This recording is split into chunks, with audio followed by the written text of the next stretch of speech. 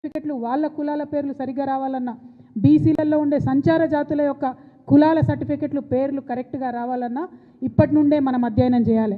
వాస్తవానికి ఈ పని రాష్ట్ర ప్రభుత్వం చేయాలి. కానీ నాకు గుంపు మేస్త్రి గారి మీద నమ్మకం లేదు.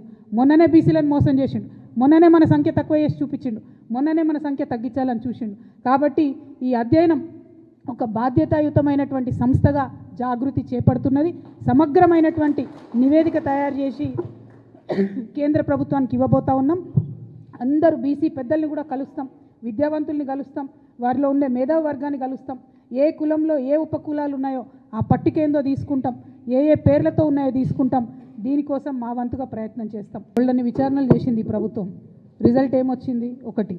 2, మున్సిపల్ ఎన్నికల టైంలోనే ఎందుకు విచారణకు పిలుస్తున్నారు? మున్సిపల్ ఎన్నికల టైంలోనే ఎందుకు షో చేస్తున్నారు?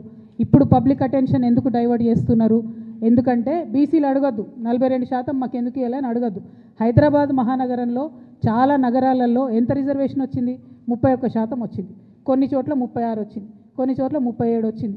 అంటే 42 మాత్రం ఎక్కడా కూడా రాలేదు.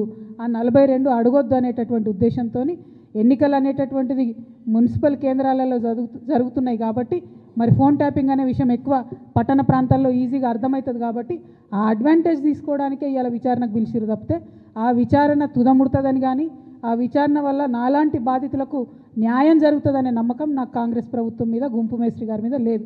నేను 100% చెప్తున్నా, ఇది గుంపు మేస్త్రి గారు, గుంటనక్క గారు కలిసి బీసీ ప్రజలను మభ్యపెట్టడానికి ఆడుతున్నటువంటి నాటకం. Thank you. జై తెలంగాణ.